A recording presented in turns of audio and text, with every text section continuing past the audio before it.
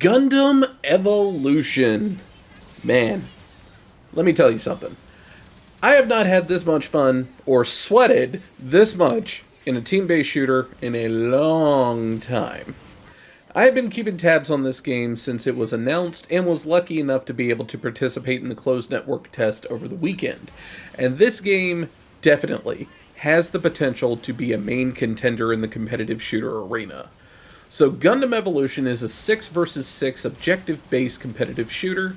While you can go for a sky-high kill streak, your numbers don't mean anything if your team doesn't complete the objective. The game comes with a pretty diverse roster, with each mobile suit bringing something different to the table, with some suits specializing in quick in-and-out tactics, while others excel at keeping other suits functional. This all sounding familiar? Kinda sounds like Overwatch, right? Well, that's because, frankly, it's Overwatch. It's Overwatch with a Gundam paint job. It's very much in the ballpark of Overwatch and Valorant, though I won't comment too much on Valorant, being that I have literally never played it. And honestly, that's a good thing, because if it hadn't done things this way, I promise you, over half the roster that is in this game would never be selected just due to Gundam fans and damn near all Gundam fans not having a single clue who these suits are. Like, seriously, if you've never seen Gundam a day in your life, please, by all means, explain to me who the Methis is. I'm pretty sure you won't know. So, taking an Overwatch approach to this game is a W in my book, and gives some lesser-known suits on the roster some time to shine. Now, as I mentioned before, this was a network test, and a lot of us were playing it for the first time, or at least so I thought. Connection-wise, for a network test, in quotes, I gotta say it was one of the smoothest network tests I've ever participated in.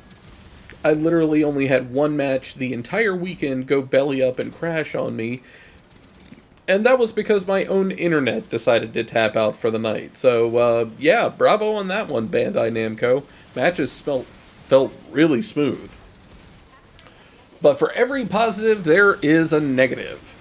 Now, I don't know if this game is already out overseas or not, but holy hell, Night 1 was sweaty.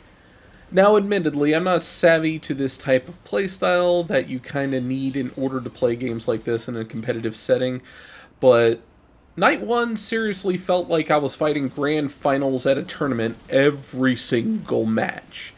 Things calmed down the next night, but jeez. No doubt there is going to be some super dedicated people on this game that will have their try-hard hats super glued to their skulls when this game drops. Now, every suit has a strength and a weakness, but for the most part, there was a couple things that literally the entire roster suffered from. And talking to people and scouting around a little bit, I was definitely not alone in the conclusions that I came to. So just about every single character either has a weapon or an ability that can stun lock the opponent. Stunning in this game definitely feels like guaranteed death. And it gets tiresome. It gets a little tiresome. Yeah.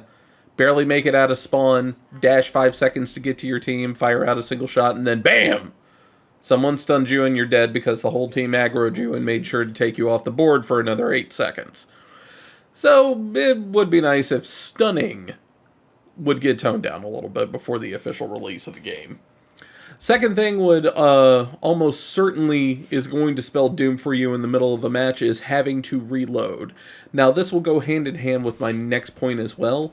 Sometimes the fights will get close quarter and naturally you'll have to reload your weapon. But while you're reloading, your opponent has decided to drop a 40-pound weight on their W key and try their damnness to go inside your body. Annoying, I'm sure, but on to the point. Reloading for most characters in this game feels very slow. While having to reload mid-firefight is not uncommon, reloading in Gundam Evolution almost feels like a death sentence, unless you are literally on the other side of the field when you reload. And that brings me to my other point. Melee attacks. Seems like a pretty common and standard thing, right? Well, hate to break it to you, not every character in Gundam Evolution has one. Which isn't the end of the world, mind you. You learn to play and adapt to the strength of your character. But I have to admit, a universal melee wouldn't be unappreciated. Like, it wouldn't even have to do damage. Just give us a get-off-me tool in certain tense situations that give you time to either retreat, reposition, reload your gun. I'm pretty sure Overwatch has a universal melee, but I could be wrong on that. I haven't played Overwatch in many moons. But overall, I was blown away with how good this game felt. And I will definitely be picking it up when the full release happens. It's fast, it's frantic, it's fun to play with friends, it's fun to play alone, and every single character on that roster, in the right hands, mind you, feels like an absolute threat. And I couldn't be happier.